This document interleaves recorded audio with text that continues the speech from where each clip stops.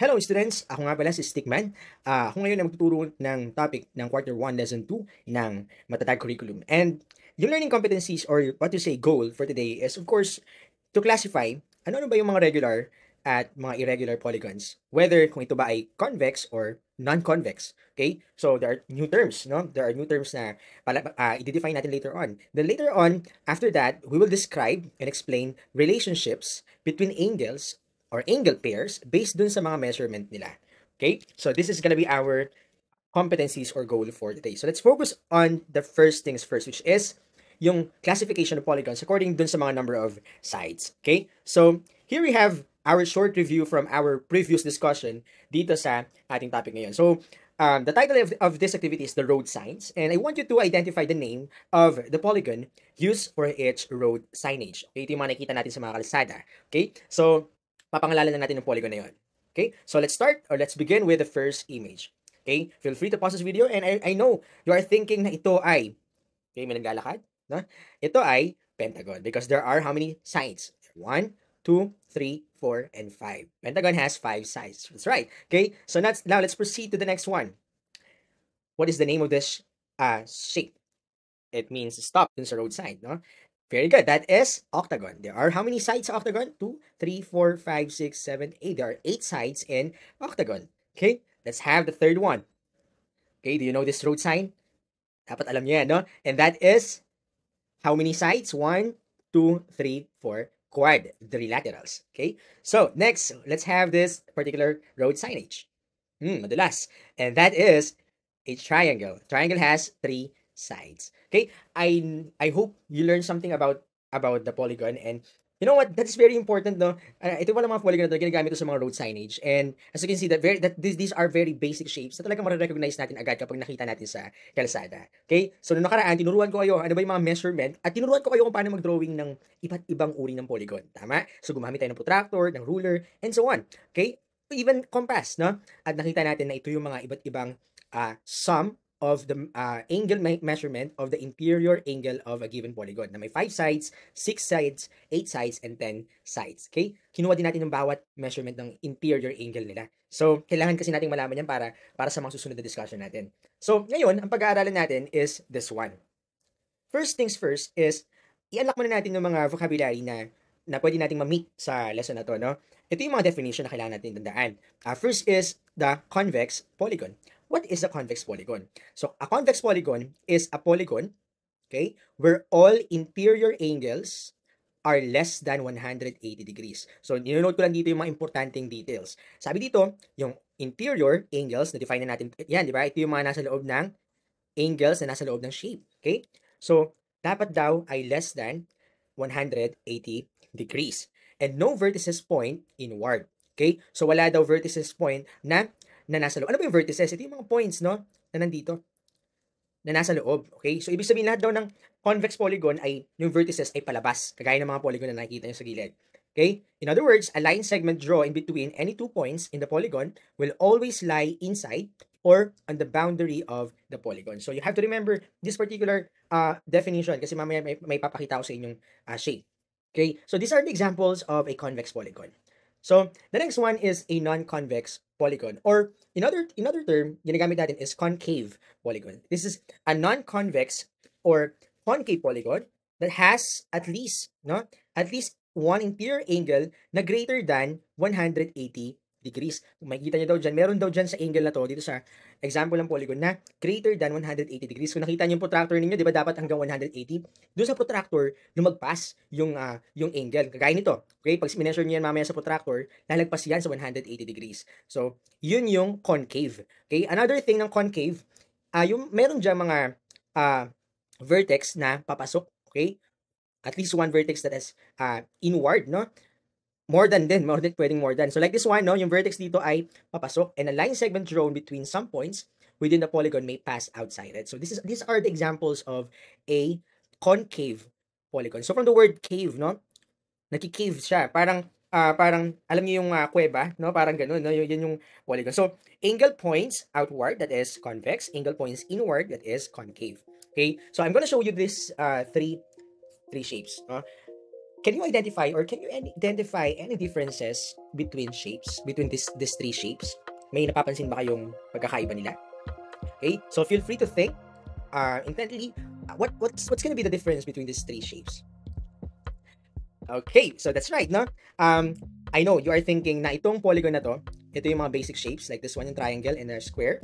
And these two things, okay, this two particular polygon is an example of yung mga angle nila ay points outward. So, look at our angles. These are the angles.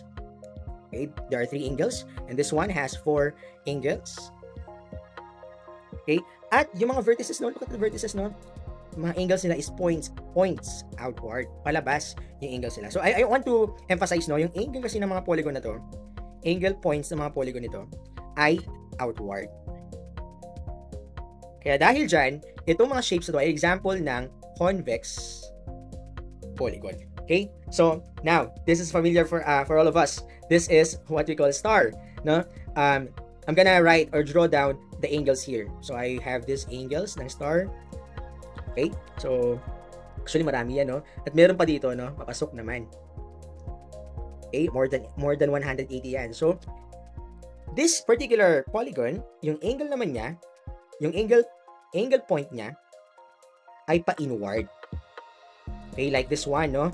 Pa-inward, papasok. And dahil dyan, that is a concave polygon. So these are the difference, or this is gonna be the difference between these 3 shapes. These first 2 shapes are an example of a convex polygon, and this one is an example of concave polygon. Okay, so you know the difference. Now, I will show you different shapes of a convex and a non-convex polygon, and let us answer the following questions. Okay, so allow me to change my color here. Okay, this one. Okay, so there's a question here. Which set of polygons are made of line segments? Okay, first, ano ba yung line segment? No, i-define muna natin, ano ba yung line segment? Okay, a line segment has a 2 ending points, no? In other words, ito ay line. Okay, a line segment is a line, basically a line. And it has 2 endpoints. Okay? So, look at this one. Now, which set of polygons are made of line segment? Of course, ito naman ay line segment. Okay? This one is a line segment as well. This one is a line segment. This one is a line segment. Of course, may nakikita naman kayo line dito. Okay? This one has a line segment as well. Okay? Also, a non-convex polygon has a line segment as well. Okay? Now, lahat yan magko-consist ng mga lines. So, if you want to check it, you can draw this kind of polygon, and you will prove na lahat yan ay may line segments. Okay? So, ibig sabihin, ang convex and non-convex polygon or concave are made of line segments. Okay? So, next. Now, second question, which set of polygons have vertices meet at their endpoints only? So, tingnan natin to. Ano ba yung ibig sabihin ng question na to? For example, meron akong vertices dito. Okay? Vertices or point. This is my starting point. Nagkaroon ako ng line segment dito. Nagkaroon ako ng line segment dito, at syempre, mag-meet tayo kung saan ako nag-umpisa. So, kung ano yung starting point, yun din ang ending point natin. Syempre, ito ay example ng, ito yung sagot din sa question na to, no? Itong convex polygon ay na-meet niya, yes, no? Tama, dahil itong polygon na to ay, yung vertices niya from the starting point, isang point lang, no? Nag-meet at their endpoints only. For example, this one, no? Ito yung starting point natin. Okay? So, of course, kapag pinagdugtong-dugtong ko lahat ng mga lines na yan, ang ending point, yun lang din naman. Okay? So, ibig sabihin, nag-meet siya, at yung ending point niya, yun din kung saan nag-start yung points. Okay? So, ibig sabihin, ang convex polygon, non-convex polygon, ay ito yung mga polygon na yung mga vertices ay nag-meet at their endpoints only. Okay? So, another thing. Last question. Which set of polygons have interior angles that could measure more than 180 degrees? Okay? So, ano ba yung interior angles? Ito na nga yung interior angles. For example, itong square na to, itong rectangle na to. This one, ang measurement na to is 90 degrees, 90 degrees, 90 degrees, and 90 degrees. Okay? So, ibig sabihin, ang interior angle na to ay, yung convex polygon ay less than, from the definition kanina, ay less than 180 degrees. Okay? So, ibig sabihin, ang non-convex polygon ba ay meron ba dyang polygon na greater than? So, let's see. For example, I have this particular angle. So, I have here this one. This one is 90. And this one is, if you want to check, you can use your protractor. And look at this one. Let me move closer. And this one, kung i-check mo sa protractor yan, lalagpas ka sa protractor. Ang protractor ay 180 degrees lang. And also this one, and this one, itong apat na to. Okay? So, ibig sabihin, yan ay lumagpas ng 180 degrees. Yung tanong dito, which set of polygons have interior that could measure more than 180 degrees? Ito yung tatlong yon. Okay? This one, hindi. Because less than 180 degrees yan. So, ibig sabihin, yung sagot dito sa question number 3 is a non-convex polygon. Because the measurement of a non-convex polygon, at least, meron siyang isa na mag-measure ng more than 180 degrees. So, these are the example of it. Okay? So, these 3 questions will help us understand more the convex and so in this particular activity, the goal is to accurately use our protractor to measure the angles of the given polygon. So there are 2 polygons here, but first let's focus on this irregular polygon na pentagon. I want you to prepare your protractor, and let's first name this particular pentagon. So we have here this pentagon, and this one is A. Lagyan natin ng A dito B, C, D, and E. Okay? So now here we have our protractor. So alam naman natin kung paano natin ginagamit itong protractor na to. So first, we have to make sure na kailangan nakalapat yan. So here, let's have our first angle. Yung angle natin na una ay si angle A. Okay, mamaya hanapin na rin natin yung si angle B, angle C, angle D, at angle E. Okay, so ito yung 5 angles na hanapin natin using our protractor. So, now, sabi ko sa inyo last time, kailangan ang protractor ay nakalapat dito sa ating shape. At kailangan ang starting point natin ay pantay. So, yung protractor natin, when we see this, the starting point would be in this particular side. And mag-start tayo sa 0, 10, 20, hanggang sa maabot natin itong particular side na to. Okay, so, ito yung starting point. Anong measurement angle ang meron dito?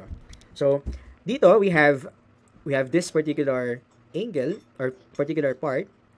So, as you can see, tumama yan. I think tumama yan sa 100, ayan, so 127. Okay, so this angle is 100, this angle is 127 degrees. Okay, so yung angle A natin is 127 degrees. Okay, so let's try this one. What about B? Okay, let's rotate our polygon. Let's try to measure our B. Okay, this time kailangan natin pantayin yan, no? It takes time, but we have to measure this particular pentagon accurately, kaya kailangan natin ayusin yung measurement natin. So, for our measurement angle B, ito yung starting point natin. Ito yung 0. Kailangan ng angle ay matatapos dito sa part na to. Okay? So, tingnan natin saan siya tumapat. As you can see, we have from 0, we have 60, 70. Sa pagitan ni 70 at ni 80. And, kung titingnan natin yung point, we have the angle measurement B would be 78.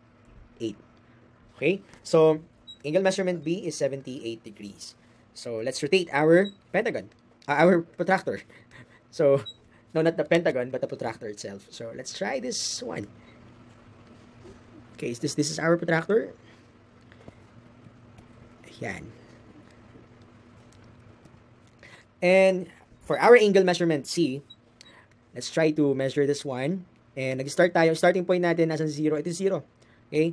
Let me change the color of C para ma-identify natin yung yan. So, this time, I will use this one. This is 10, 20, 20, and so on. At matatapos siya dapat dito.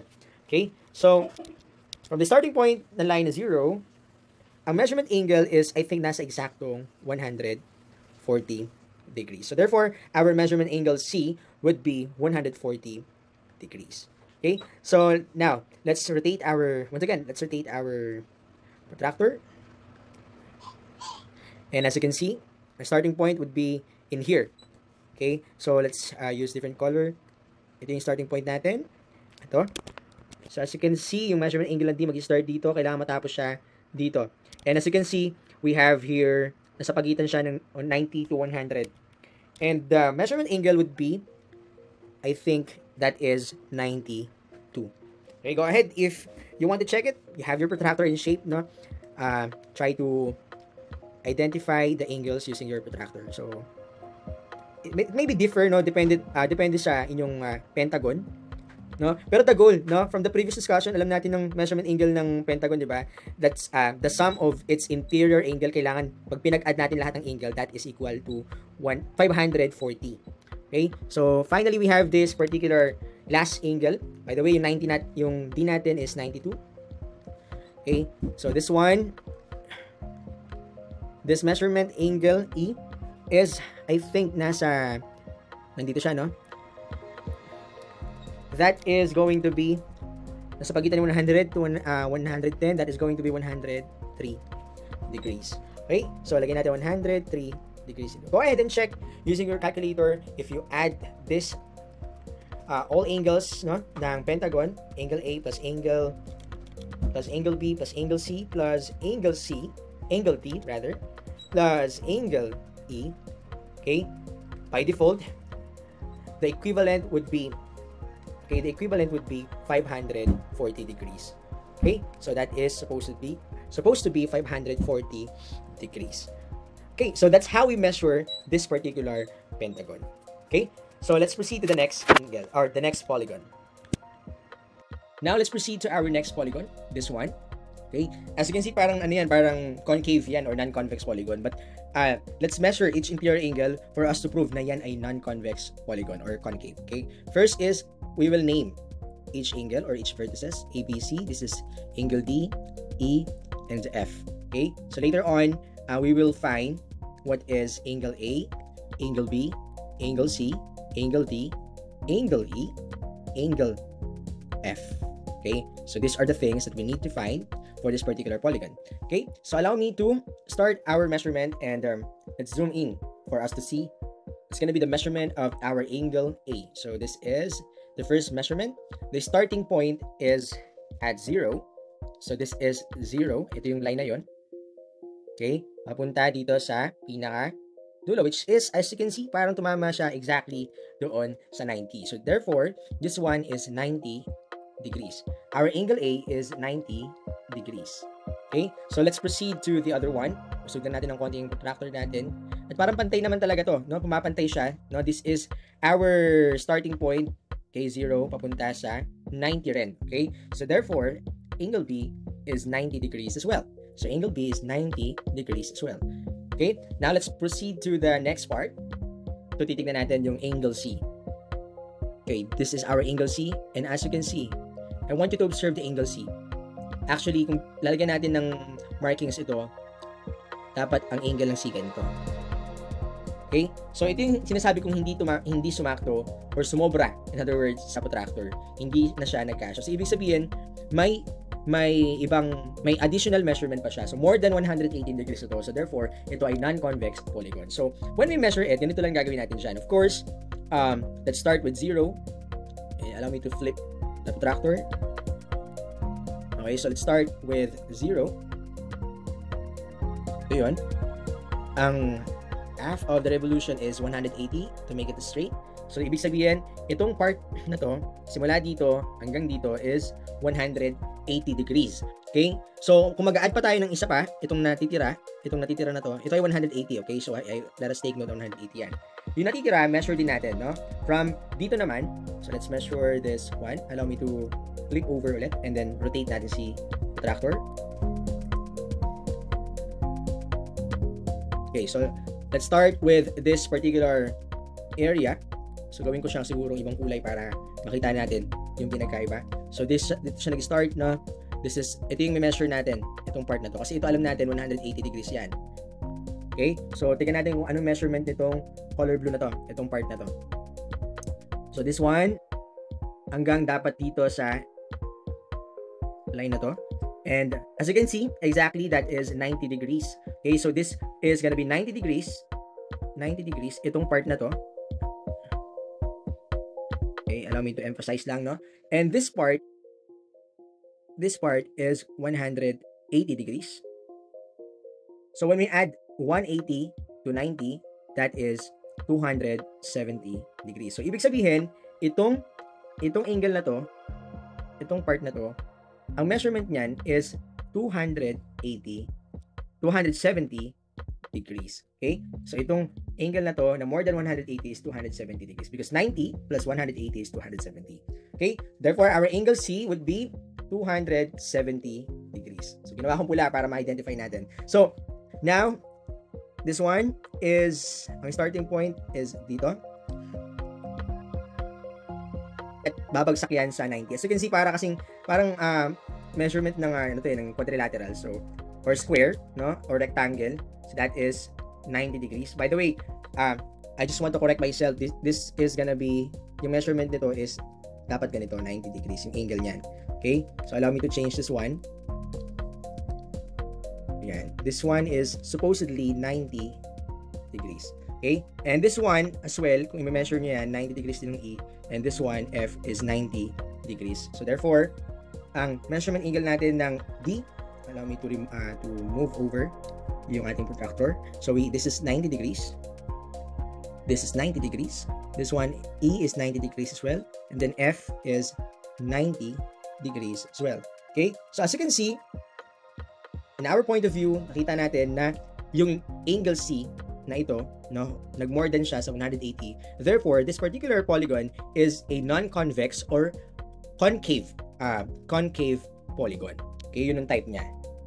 So, yan. So, that's how we complete our table.